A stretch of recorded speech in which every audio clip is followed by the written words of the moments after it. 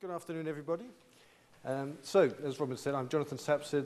This, by the way, is also work that I've done with my colleagues Juan Mateus Garcia and Andrew Grantham, and an AIM visiting fellow from Boston, Bob DeFilippi, and partly as part of my AIM Innovation Fellowship and partly as part of other projects. I wanted to start off, I wanted to give you a sense of what the research we've been doing on creativity and innovation in the digital creative industries, and in particular on video games development. So this is a scene that's taken from a game from one of our studio partners that we've been doing research in. And this is a studio that specializes in racing games. And for years has been very successful in developing these games in that particular genre. In the last game that they made, in the last product, they had a design meeting, and one of the designers was thinking about the experience of racing through the tracks on the game, and thinking this experience is not big enough, it's not good enough. And then he had a thought about when you may have had this experience yourself, if you're driving perhaps down a mountain road in southern Europe or somewhere like that, down a steep hill, and you turn a corner and then you catch a glimpse of what's below, and you get a vertigo rush, and then you quickly steer back on course onto the track. And this is the same case in games, of course. Games are very engaging, and they're used by the military to do simulation training and so forth. It can be very engaging. You get the vertigo rush, and you quickly steer back to keep on track. And he thought, wait a minute, what if you just keep going off the track? And, of course, in real life, you would fall to your death, and you would get a vertigo rush. But in games, of course, you don't have to do that. You can just keep going. And you can do somersaults and tricks and get points for them. And then slowly float down, land comfortably on the road below, beating your rivals, who, by the way, are following up behind. And so this is what he referred to, and it's a bit like Linda's hotspots, but they call them the FHMs. This is not For Him magazine, but this is what I'm paraphrasing here, but let's call them the bloody hell moments. When you're going over the cliff and you feel that vertigo rush and you say, bloody hell. And this has become the defining feature of the game, which has become a big seller, a big hit. And all throughout the game, there are these FHMs, these bloody hell moments. And this seemed to me, well, it's a good creative instance for one thing, but it's also a good metaphor for the creative process. Because very often, a lot of our thinking and our work is all about trying to keep us on the tracks, right? What about those moments when we think, what happens when you drive off the track? And what about if you allow yourself to go off the track and explore the potentiality that there is when you're out there in the air and doing your somersaults and so forth, if that's not too cheesy. So, and that's all fine. So creativity and innovation, we're all in favor of that. However, we are the Advanced Institute of Management Research, so we should be concerned about management as well. Right? So when we got involved in this sort of work some years ago, my colleagues Rafi Kapinski and Andrew Grantham did a study of the causes of project overruns in video games development projects. And they found, for one thing, incomplete planning was an issue, management. Publisher interventions was an important cause of overruns. This is the client who's wanting to have more than was originally agreed. And feature creep in the middle was the most important cause of overruns in projects. What is feature creep? Creativity. All that over-elaboration that artists and designers and programmers like to do when they're trying to get something right, trying to improve the aesthetics, trying to get the gameplay exactly spot on and so forth. And this, of course, needs to be managed, right? Because there is a human cost to these overruns. This means that people are working overnight, they're working through the weekend, they don't have families and so forth, and lose all connection with the social world and so forth. So the question is, how do the digital creative industries manage this problem of managing creativity and to some extent, well, controlling and constraining it to some extent? So in terms of management, and what we found is that there's an increasing adoption and diffusion of so-called agile techniques. Under the umbrella of agile, there's a number of different variants of these software engineering methodologies. Extreme programming, Scrum, agile with Scrum. And these have been used in other software-intensive sectors for a long time. But only now are they really being adopted by the creative industries. And some are very religious about them, and evangelical, and really go by the book, quite literally. Some use a sort of pick-and-mix approach. But they find that this is very effective for managing the problem of continuous change. When you're having new information coming in all the time, there are technical complications that are appearing that you hadn't anticipated before, and managing this problem of people over-elaborating the features of, for example, the video game. So the idea, and there are a number of very innovative, progressive sort of practices in these sort of suite of methods. One of which is that you get a working model up first of all. Get a working model very early on. It's rudimentary, it's crude, but you can go to the client and say it works. And then you just improve it. You do iterations over and over again. And here's another interesting practice, pair programming. So under extreme programming, you put two people together at a workstation. They're learning from each other. They're keeping each other on track. They're making sure that they're not checking their email and playing games, for one thing. So there's a surveillance issue here. But a lot of companies find this useful and find it actually more productive than having one programmer doing code and then at the end of it having to have it reworked. And after 2 hours, they'll rotate people, so everybody gets to know what everybody else knows, is the principle. Scrums. So this is a metaphor which is taken from the game of rugby. And on the left, we see a rugby scrum, and on the right, we see an IT scrum, which is not quite as dynamic as the rugby scrum. But these are reserved IT professionals. And the idea here is that you have a cross-functional group who are designers, programmers, artists, who are dedicated to a particular feature, for example. And they work for 1 month, for 30 days. And the way it works is that you build up a backlog of features that you think can be feasibly done within the 30-day sprint. Right? So you do that every 24 hours, first thing in the morning, you have a 10-minute stand-up meeting in your Scrum.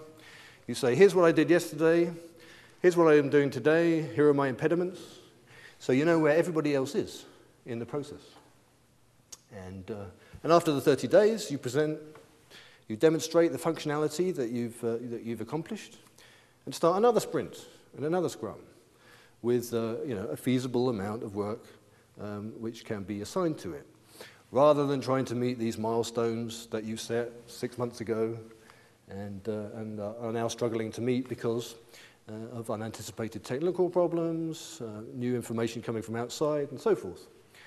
And so this has been quite a revolution, really, in terms of the management of creativity in these industries.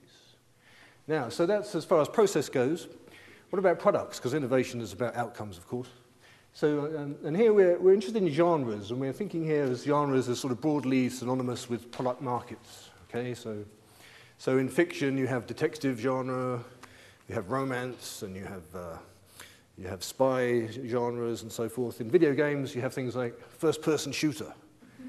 And so the defining features of the first-person shooter genre is about 3D combat. So that when the technology got to a stage where you could move around and move forward and turn around and so on and shoot enemies from behind and so on, this became important. You have artificial intelligence which drives your enemies to kill you and your allies to help you. Realistic graphics and weapon systems. It's all about trying to get it exactly authentic, like the real military experience. And this appeals very much to the traditional hardcore market of video games, right? The 15 to 25-year-old males, or 35-year-old males in some cases. So I don't do it myself, of course. So I'm out of this. But this has been the traditional market, and it's a strong market, of course, and it's a mature genre which has been going for 15, 20 years. Famous names, Grand Theft Auto, of course, is a big British success, although it's set in this sort of mythical American city. Here we are. So it's about, so I shoot, first-person shooter is the idea here. Now, this is a studio that has specialized in first-person shooter genres. As you can see, they're very committed to the military paraphernalia, and they do meticulous research, trying to understand, great historical battles in history, and trying to be as authentic as possible. And they're very militaristic in their own practices, their organizational practices. They do crunch through the weekend and at night.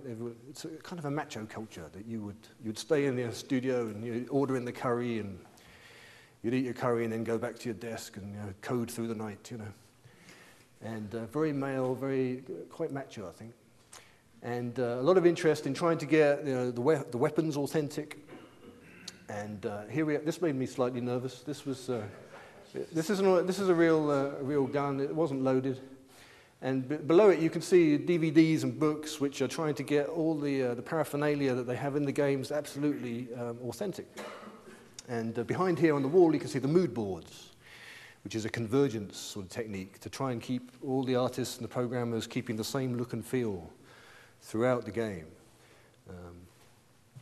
Now, this studio, unfortunately, last year closed after an illustrious history, and it was a British success story and had a succession of award-winning games. And it's an unforgiving industry because their last game was not such a big hit. It got sort of 6 or 7 out of 10 in the reviews instead of 9 out of 10, which you need to have, really, or else you're toast, really. And I think there's a number of reasons why I think it had these problems, and now 200 people are out of work and probably going to Canada. But I think one of them is that they were very stuck in this genre. They were very stuck in the military genre, trying to reproduce and please the same customers. It goes back to the discussion we were having earlier on Tesco's expansion and so on. So, and they had ideas for new ideas, new product ideas, but seemed unable to really move into these new products. So with mature genres, there are declining returns, even though it mitigates some of the risk. If you have a franchise, if you have a series, if you're doing a sequel, then you can kind of ride on the coattails of your previous success. But it does decline over the lifetime of a franchise, right? So you need to refresh, you need to innovate, even in mature franchises, and watch out for the decline. And you also need to watch out for the new genres, right? The new games that are coming up. So this is a new genre, social or casual games. The defining features of these is that it's about group play, right? It's not like the 15 to 25-year-old male up in his bedroom shooting aliens. It's about being in the lounge, in a group experience. The emphasis is on the experience rather than the technical characteristics of the machine. The aesthetics are not so worried about photorealism and authenticity, but more about caricatures and dazzle, just fun images, right? And this new genre is appealing to the new markets, so women and families and older people. Examples are, of course, Wii has been a huge hit. The SingStar game, which was created in the Sony London studio here. And Buzz. Now, this is Buzz, which is anybody played Buzz here? No?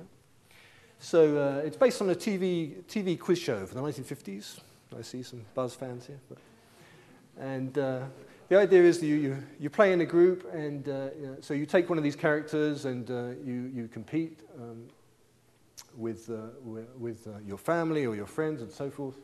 You use a controller, very simple. Unlike these sort of traditional controllers that have now 2 joysticks and 16 buttons, you have these 4 buttons which correspond to the questions and answers on the screen. Very simple to use.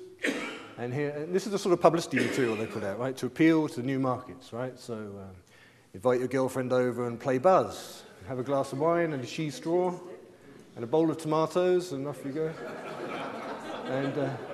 And invite the lads round for a beer and a pot noodle and play Buzz. And this is a different demographic from the ones who are shooting the aliens up in the bedroom, right? They're using hair products here. They probably read FHM and so forth. So they're aspirational characters, and as you can see, young women like to play Buzz, families like to play Buzz, young families, older families here. Introduce the new boyfriend to your dad by playing Buzz, and Buzz has been a huge hit, and it's shown some interesting sales characteristics, very different to those of the first-person shooter genre.